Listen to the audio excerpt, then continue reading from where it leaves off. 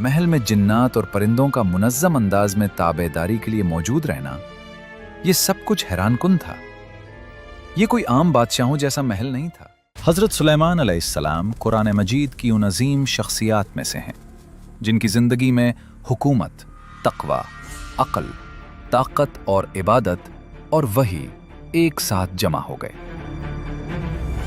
कुरान हमें हज़रत सुलेमान अलैहिस्सलाम की कहानी किसी अफसाने के तौर पर नहीं, बल्कि इंसानी तारीख़ के सबसे बड़े अखलाक़ी और रूहानी तजुर्बे के तौर पर सुनाता है। ये वो नबी हैं जिनके पास तख्त भी था, लश्कर भी, जिन्नात भी, हवा पर कुदरत भी और इल्म भी। मगर इस सब के बावजूद उनका दिल सिर्फ अल्लाह के सामने झुका हुआ था।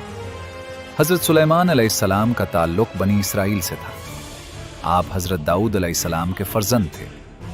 हज़रत दाऊद अलैहिस्सलाम नबी भी थे, बादशाह भी, ज़बरदस्त आबिद भी और ज़बूर के कारी भी थे।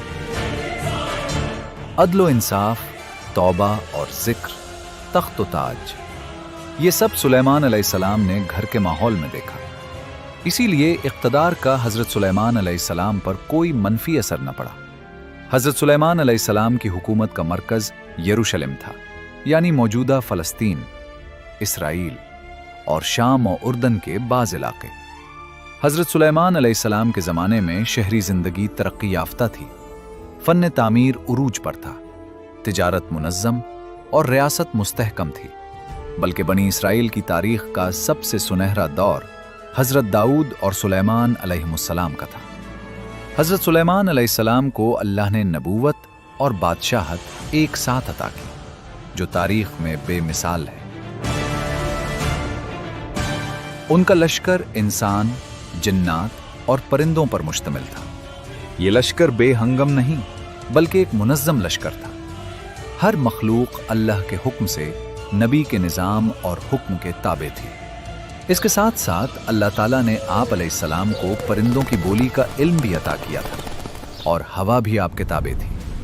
जिस तरफ आप हुक्म फरमाते, हवा उसी रुख चलती थी।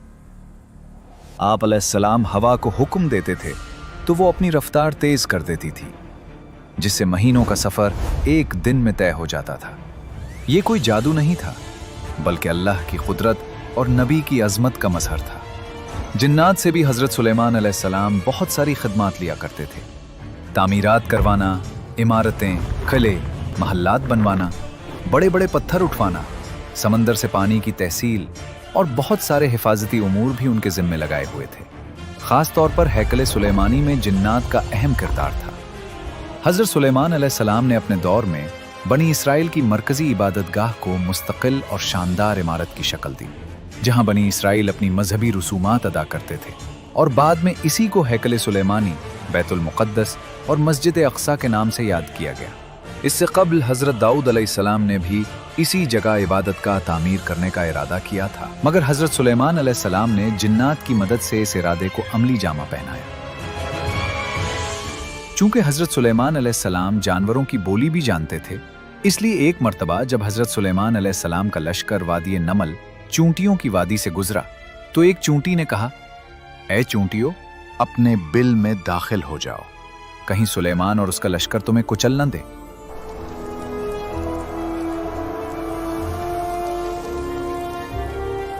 हज़रत सुलेमान अलैहिस्सलाम ये बात सुनकर मुस्कुराए। आप अलैहिस्सलाम ने लश्कर को रोक दिया और रास्ता तब्दील कर दिया ताकि चूंटियों को नुकसान न पहुंचे, और अल्लाह ताला की बारगाह में अर्ज़ की, ऐ मेरे परवरदिगार, तूने जो मुझे नेमत अता की है, मैं इस पर तेरा शुक्र अदा करता हूँ। अल्लाह ताला ने हज़रत सुलेमान अलैहिस्सलाम को परिंदों की ज़बान सिखाई। सूरत नमल में अल्लाह ताला ने फरमाया, और हमने परिंदों की बोली भी सिखाई। उन परिंदों में एक परिंदा हुदहुद भी था, और वो हज़रत सुलेमान अलैहिस्सलाम के पास बड़ी ख़ास जिम्मेदारी पर मामूर था। एक दिन उन्होंने परिंदों की हाज़िरी ली और फरमाया, मैं हुदहुद को क्यों नहीं देख रहा? क्योंकि हज़रत सुलेमान अलैहिस्सलाम सबा की सल्तनत के बारे में मालूमात के मुंतज़िर थे, और ये काम हुदहुद के ज़िम्मे था। हज़रत सुलेमान अलैहिस्सलाम ने सुन रखा था कि कौम सबा बुत परस्त थी, और वो अपनी फ़ौज कौम सबा की तरफ भेजना चाहते थे। लश्कर पूरी तैयारी कर चुका था, सिर्फ हुदहुद का इंतजार था कि वो आकर वहां के बारे में मुकम्मल खबर दे। हुदहुद वापस आया और कहा कि मैं सबा की सल्तनत की सूरत हाल देख कर आया हूं। मैंने एक ऐसी कौम देखी है जिस पर एक औरत हुकूमत करती है। वो सूरज की इबादत करते हैं। ये इंटेलिजेंस रिपोर्ट थी। चूंकि हजरत सुलेमान अलैहिस्सलाम का मकसद जंग करना नहीं बल्कि दावत तौहीद था, चुनाचे हजरत सुलेमान अलैहिस्सलाम ने प्लान चेंज किया और फौज नहीं भेजी बल्कि खत भेजा जिसमें लिखा, ऐ मलका, अल्लाह की इबादत करो। मेरे रब की तरफ से मेरे पास सच्चाई और हिदायत आई है। आओ ईमान और तौहीद की दावत कबूल करो। कुरान पाक में हजरत सुलेमान अलैहिस्सलाम की दावत के ये अल्फाज मिलते हैं, मेरे मुकाबले में सरकशी न करो और इताअत के साथ आ जाओ। कौम सबा जनूबी अरब यानी मौजूदा यमन में आबाद थी। बाज़ मुअर्रिखीन के मुताबिक सल्तनत का कुछ हिस्सा हबशा में भी वाक़ था। तारीखी तौर पर सबाई सल्तनत को सबियन किंगडम कहा जाता है। वहां के लोग ज़राअत और तिजारत में बहुत आगे थे। सल्तनत में बहुत हरियाली और जरखेज़ी थी। देखने में जन्नत नज़ीर मालूम होती थी। नहरें, फसलें, बागात, फल सब्जियां, खेत खुलियान और वाफर मिकदार में पानी के ज़राए मौजूद थे। वहाँ के लोग दौलतमंद और खुशहाल थे। रियासत में बहुत नज़्म ज़ब्त कायम था, यानी सल्तनत बहुत ज़्यादा ताकतवर, खुशहाल और मुस्तहकम थी।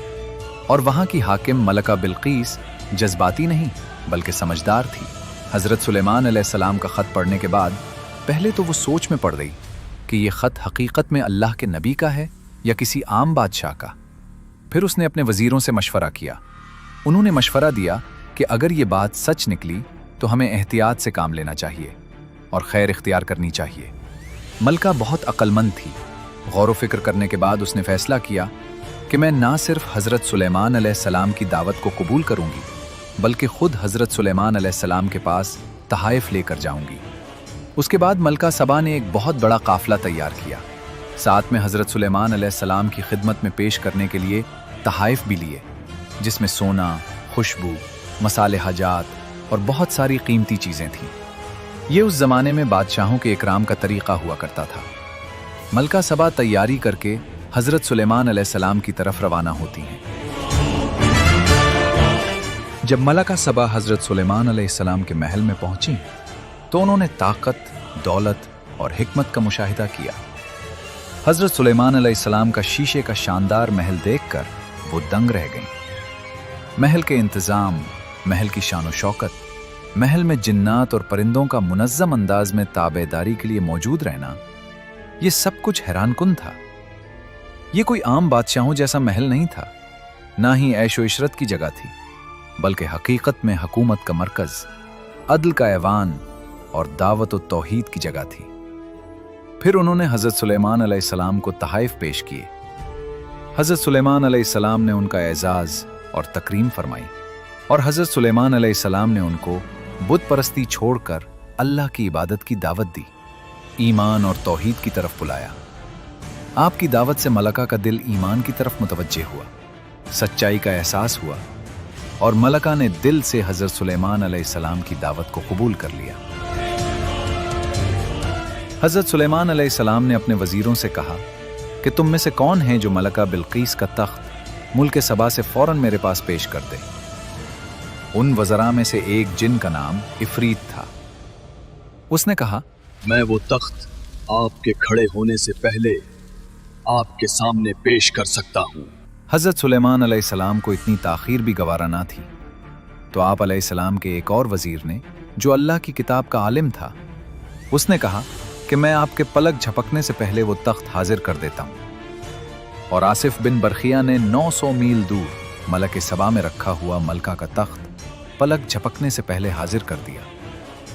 हज़रत सुलेमान अलैहिस्सलाम ने ईमान लाने और ताबेदार होने की खुशी में मलका सबा बिल्कीस का तख्त उसे तोहफे में पेश कर दिया। मगर हज़रत सुलेमान अलैहिस्सलाम ने हुक्म दिया था कि तख्त में थोड़ी सी तब्दीली कर दी जाए ताकि मलका की जहानत का इम्तहान लिया जा सके कि वो अपने तख्त को पहचानती है या नहीं। जब मलका ने वो तख्त देखा तो उसने पहचान लिया और कहने लगी, ये आपका तख्त तो मेरे तख्त जैसा है।